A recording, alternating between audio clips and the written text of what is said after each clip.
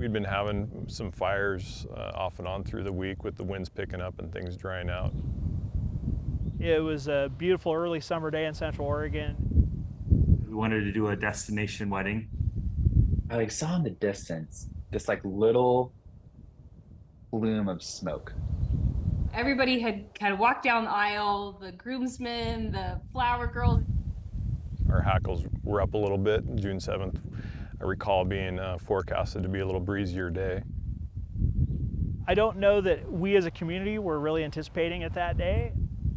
It was starting to cover about a quarter of the sky. I feel like at the time we were more worried about it raining that day than there being a wildfire. We're standing on this spot, pretty close to this spot. This is an area that we call Bull Springs. And there were two fires, and we kind of, what are we going to call this thing? And well, there's two fires in Bull Springs, two bulls. On a sunny Saturday afternoon 10 years ago, Ben Duda was staring west at a disaster. The fire kind of walked away from us with the wind. Two smoke columns rising above the trees, initially spotted from the Black Butte Lookout just before 1 o'clock. It was industrial timberland, it was second growth, lots of the manzanita, bitter brush underneath of it. The veteran wildland firefighter with the Oregon Department of Forestry knew the stakes. A number of factors lined up for that day for the near perfect storm. Spring's warm, dry conditions, coupled with the winds and a forest floor draped in a tinderbox of pine needles, made June 7th, 2014, a good day for a wildfire. Yeah, there's a potential, we knew. Yeah, Central Oregon. Yeah. Firefighters from ODF, the Forest Service, Bend, and surrounding communities knew what to do, springing into action earlier than usual. It was an anomaly for how big it got so quickly. With the blaze barreling toward Bend's west side, things were about to get busy for Emergency Services Manager Nathan Garraby. It was a rapidly evolving incident, within the viewshed of the city of Bend. A lot of people could see it. 4.5 miles away at Rock Springs Ranch. We always joke that we fell in love in Bend, but in the meantime, we also fell in love with Bend. April Hartley and Mike Wolber were about to take the next step in their relationship. The ceremony was meant to be outside, and then we had the whole lodge set up for the reception. We were hoping to spend the whole day and night there. The two met while working at Nike in 2010. Their relationship grew with trips to Bend, and June 7th was set to be their picture-perfect day. A little under 200? Yeah, that was Big pretty wedding. good size. Everyone's seated and ready for the pair to exchange vows. There's always something that goes wrong on the wedding day. Josh Newton should know. For almost 20 years, he's been capturing couples' big day. It was my dad and I standing on the porch at the ranch when the truck rolled up. And so it was a very dramatic entrance on his part. Standing next to my camera, like, if I even photograph this, what's going on? I remember some of our SAR teams evacuating a wedding in progress. And he basically said, you guys got to get out of here, make it quick. It was a northerly wind, similar wind direction as we have today, just probably 10 miles an hour more. Initially sized up at 20 to 30 acres each, the two bulls merged, stampeding south, triggering level 3 evacuations. Definitely got a lot of attention quickly. The firefight was on.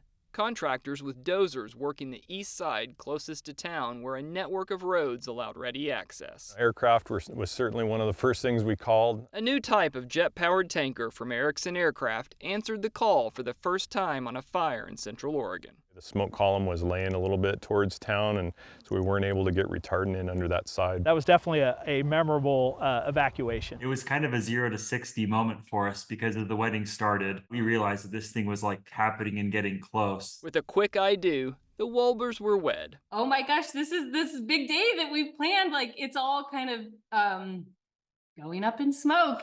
And what are we going to do? Now their friend and wedding planner just needed to find a new venue for the reception. She also rallied all of our friends and family to grab what they could into cars and trucks and to move it down to Drake Park. I was really stressed for them. The anxious photographer grabbed the newlyweds and went on an evacuation photo shoot to the new reception location. He was being a great friend, trying to salvage the moment, salvage the day for us. As we were driving away, we came up and over kind of a little hill, and I was looking in the rearview mirror, and I was like, I know you guys probably don't want to remember the wildfire that ruined your whole day, but I feel like we have to take this photo. An iPhone snap that would travel further than the fire. His artistic eye also took over and he really saw something. And it wasn't until the next morning I woke up and I was like, whoa, that was crazy. I should probably like post about this. The dozers could continue working through the night and get around the head of the fire to the south, and we kept it from going into the watershed, Tumalo Creek. Iron, as fire crews call heavy machinery, won the day.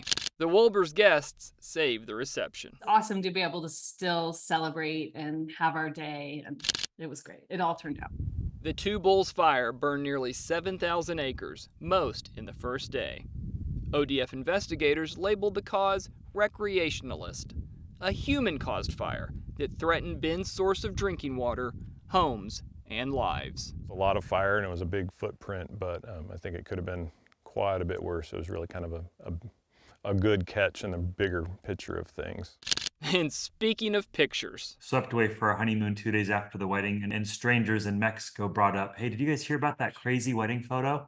And we're like kind of snickering, and we ended up telling them it was us. Jimmy Fallon, I had Good Morning America, I had the Today Show, I had the Weather Channel, like everyone wanted to like talk about this. We love that wedding photo, and I hope to not add any more backdrops like that for folks. It's a good wake-up call for a lot of people in this community that, we live in an area that routinely sees fire, and when conditions align, you can have, pretty significant fire events. no lives or homes were lost that day, but plenty of lessons were learned. A joint information center uniting public information officers from various agencies was set up.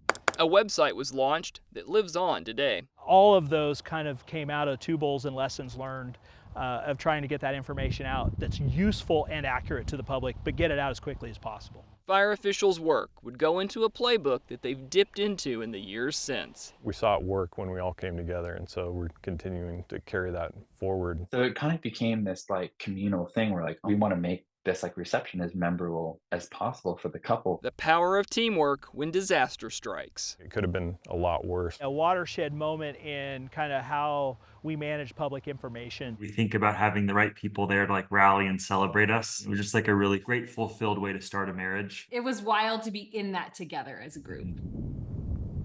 A decade on, the scar is greening up. But for those who lived through Two Bulls, they won't soon forget. There are plenty of photos if they do. In Bend, Steve Kaufmann, Central Oregon Daily News.